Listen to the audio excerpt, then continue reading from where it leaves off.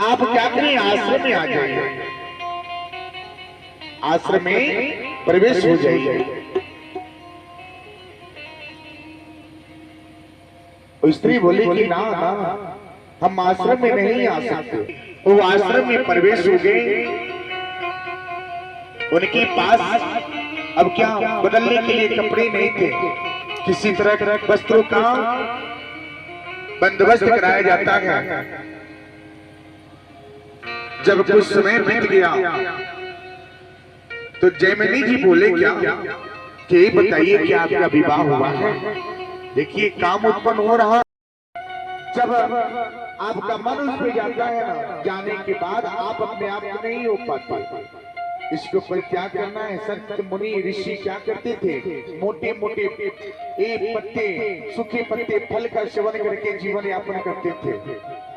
आप जब पूरा भोजन करेंगे, पूरा जब बल भर भोजन करेंगे, भोजन करने के बाद आपके पास तो क्रोध उत्पन्न होगा ही, माया आएगा ही, सब कुछ उत्पन्न होगा। कैसे रुकेंगे? आप अपने जीवा को जितनी मोटी मोटी रोटी का सेवन करेंगे, जितना ही इसको सिकुड़ेंगे, उतना ही आपके लिए हितकर होगा, हितकर होगा। ऋषि मुनि तपस्वी अपने आप को त्यागी हैं, तब जाकर के आज श्रीमद् भागवत कथा में उनका नाम का वर्णन होता है।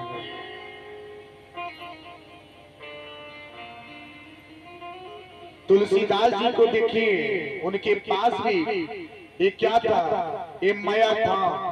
ये भी क्या सुंदर स्त्री के मोह में पड़े थे, अपने स्त्री के मोह में पड़ गए थे, अपने उनकी प्रेम में डूबे थे। ऐसा प्रेम कहाँ मिलेगा? प्रेम कीजिए लेकिन सोच समझ के कीजिए। प्रेम प्रेम क्या है? आजकल से प्रेम का नाम ही क्या हो गया है? उल्टा हो गया है। प्रेम क्या है? प्रेम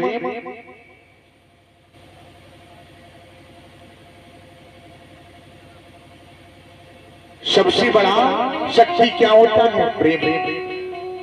प्रेम से ही भगवान को जीता जाता है, प्रेम से ही भगवान जी को पाया जाता है। प्रेम से ही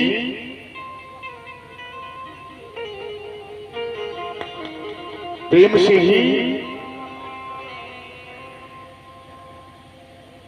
जीता जाता है, प्रेम से ही भाव होता है।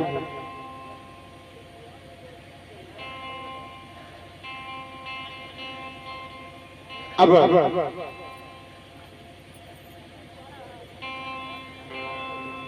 जहां प्रेम होता है वहीं पे भगवान जी का क्या होता है? ठहराव होता है।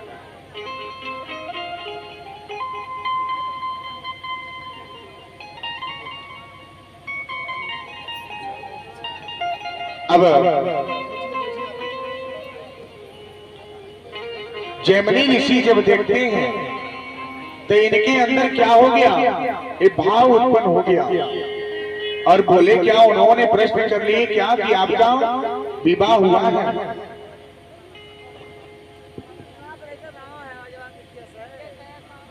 आपका विवाह हुआ है?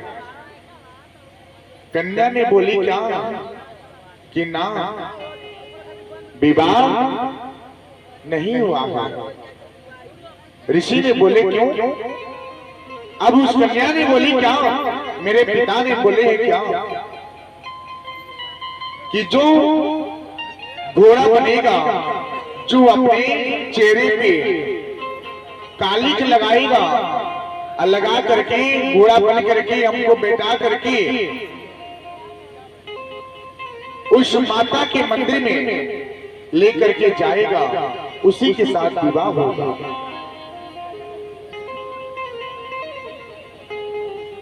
कौन से मंदिर में? तो अंबा जी के मंदिर में लेकर के जाएगा, तो उन्हीं में जाने के बाद विवाह होगा। अब जयमिनी के मन में अब क्या हो गया? कुछ भी करें, अब विवाह तो उनके मन में पाप समा गया।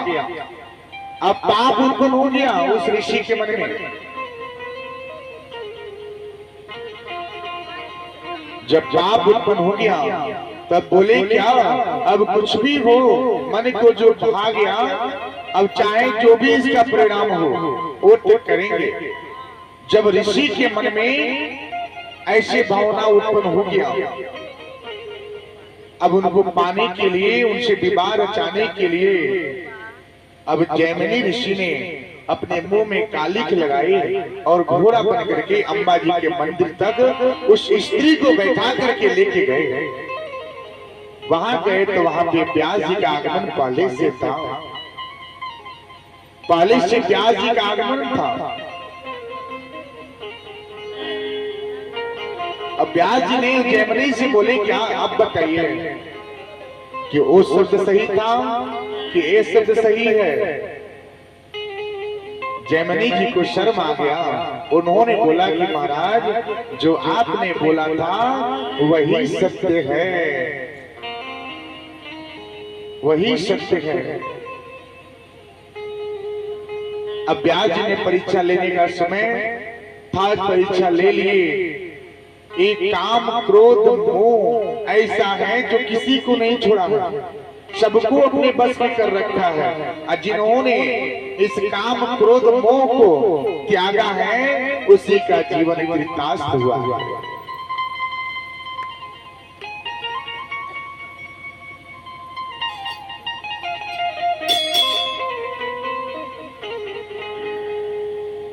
उसका जीवन कृत्य हुआ है।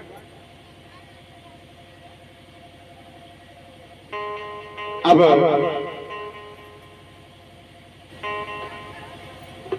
राजा बलि जब बामन भगवान जी को देखते हैं,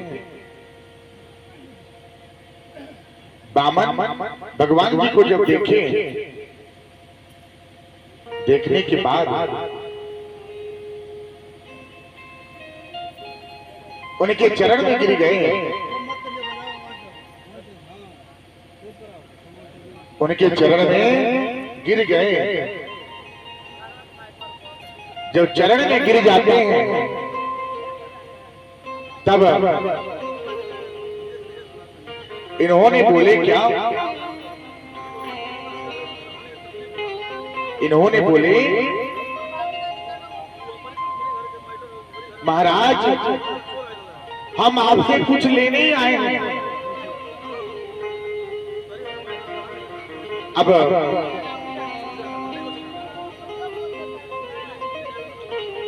लेने आए हैं। राजा बलि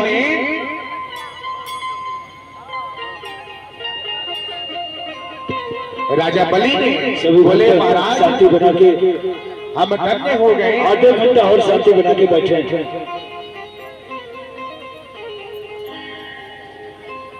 मिलती है जिंदगी में भक्ति कभी कभी, मिलती है जिंदगी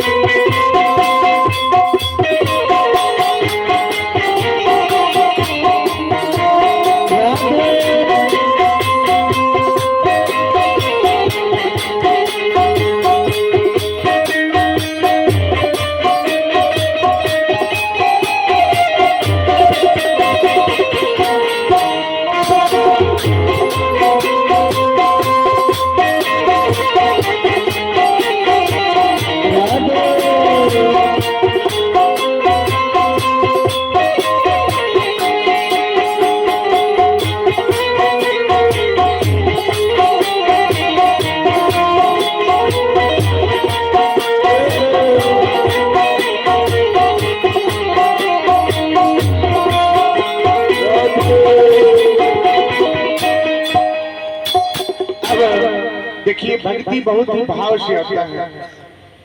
अब जयमनी ऋषि उस स्त्री के प्रेम में पड़ गए और घोड़ा बन करके मुख में कालिक लगा करके अंबा जी के मंदिर में प्रवेश होते हैं और वहां पे व्यास जी पहले से विद्यमान होते हैं। उन्होंने बोला क्या, ये बताइए कि जो मैंने बोला था वो सत्य है, जो आपने बोला था कि वो सत्य है।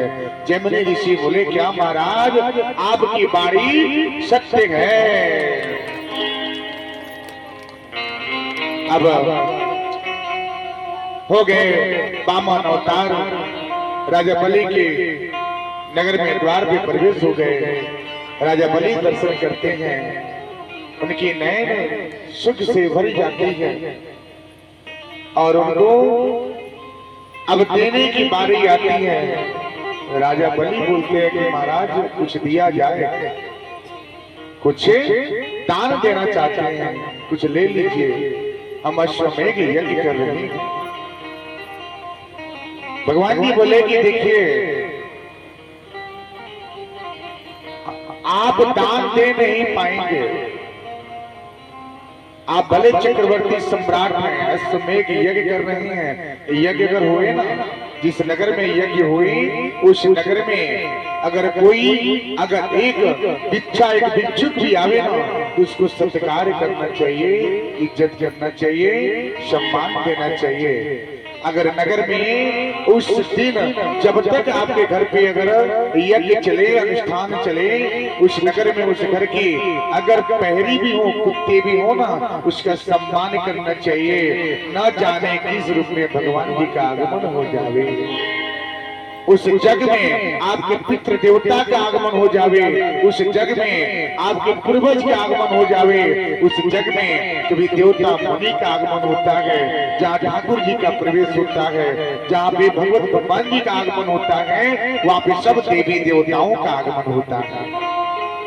सब लोग आते हैं दर्शन करने के लिए, सब लोग बैठ करके आप जिसे नहीं देखते, आप समझते हैं क्या कि हमें कोई देख नहीं रहा है। आपको देखने के लिए तो परमपिता परमेश्वर बैठे हैं। आप जिस तरह से अन्न का सेवन करते हैं और जो थाली का जूठा जब बाहर गिरता है तो कौन खाता है, वो नकारात्मक शक्ति लेता है। यानी कि जो आपका हुआ वो आपके पास आया, जो आपका नहीं है वो थाली का बाहर चला गया। यानी कि शरीर में, इस हाथ में छोटे छोटे जो सूक्ष्म कीड़े होते हैं, क्या नकारात्मक जो कीटाणु होते हैं, वो कीटाणु को आप देखते नहीं है, बार बार साबुन से धोते हैं, उसे बार बार सफाई करते हैं कि हाथ में कीटाणु न लगे।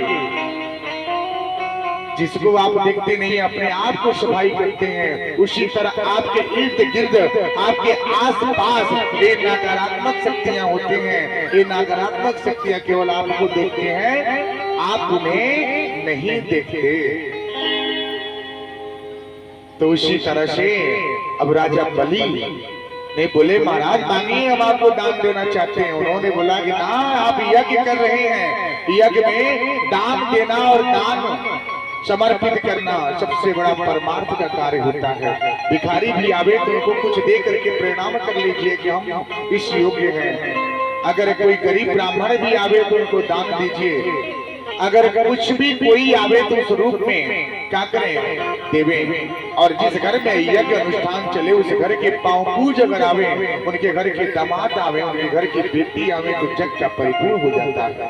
वो जग सबसे बड़ा परिपूर्ण हो जाता है जिस घर में दामाद जी के पांव पड़ जावे और उनके भांजे का पांव पड़े, वो घर सबसे ज्यादा पवित्र माना जाता है। अब राजा सोच में पड़ गए। अब बोले क्या नाम देंगे? शुक्राचार्य।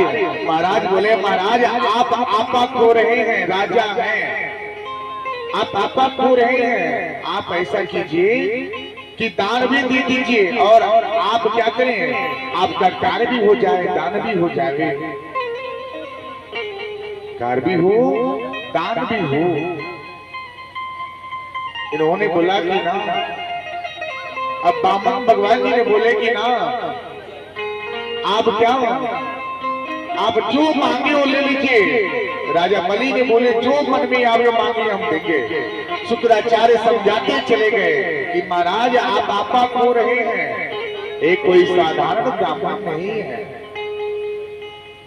दान देना, देखिए दान भी दीजिए, पाप आपा खोर के दान देना भी पाप लगता है। पाप ही में दान देना भी पाप होता है।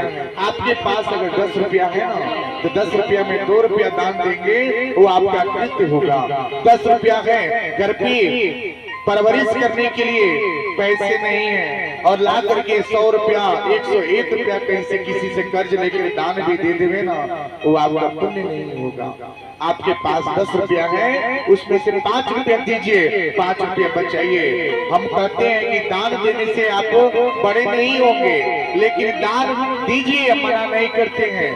आप समाज को देख करके अपने आप को बड़ा समझ करके नहीं, मैं सबसे बड़ा हूँ, मेरे घर पे महीने का 25,000 रुपया आता है तो हम 2,000 दान दे देंगे तो कौन सा नुकसान हो जाएगा। ये सोच करके दान नहीं दिया जाता। जो आपके पास है, अगर 100 रुपया है तो 100 रुपया दीजिए, भले आप लाखपति हैं, करोड़पति हैं, जो आपके पास है उसी को समर्पित कीजिए। धन को जताया जाता है, धन को लुटाया नहीं जाता है। धन को दान दीजिए लेकिन अपने लिए बचाइए। ऐसा मत दान दे दीजिए कि आप भिखारी हो जाए, वो भी आपके लिए पाप हो।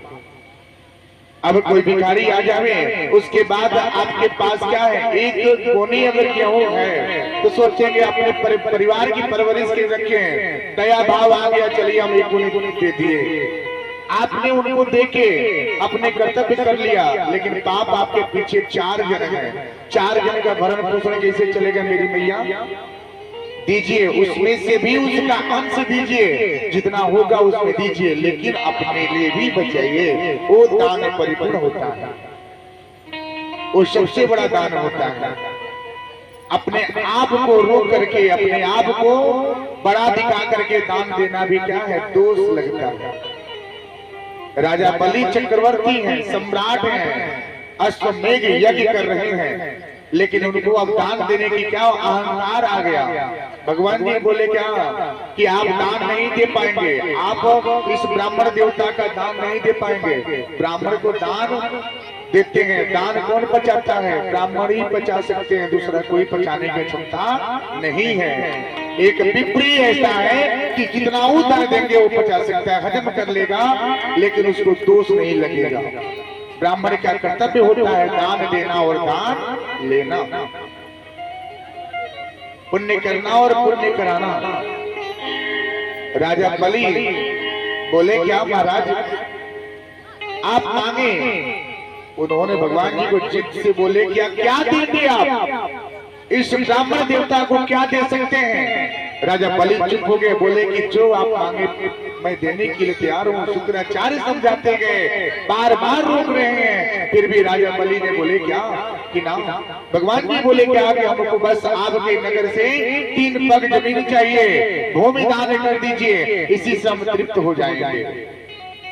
राजा बलि समझ गए कि कितना होगा 3 पग जमीन, 3 पग भूमि बहुत होगा तो कितना, 10 मीटर, 5 मीटर, 7 मीटर, 15 मीटर की दूरी माना, मैंने माना, मतलब कि मैंने माना। अब 3 पग जमीन कितना हो गया, भूमि कितना हो गया, वो तो भगवान की कृपा है। अब मैंने माना, एक माप करके आपको समझाने के लिए बोला गया कि माना कि 15 मीटर की दूरी हो गया। आप भी सोच सकते हैं कि एक पग भूमि कितना होगा, 2 पग कितना होगा, 3 पग कितना होगा, अगर मापे तो कितना होगा,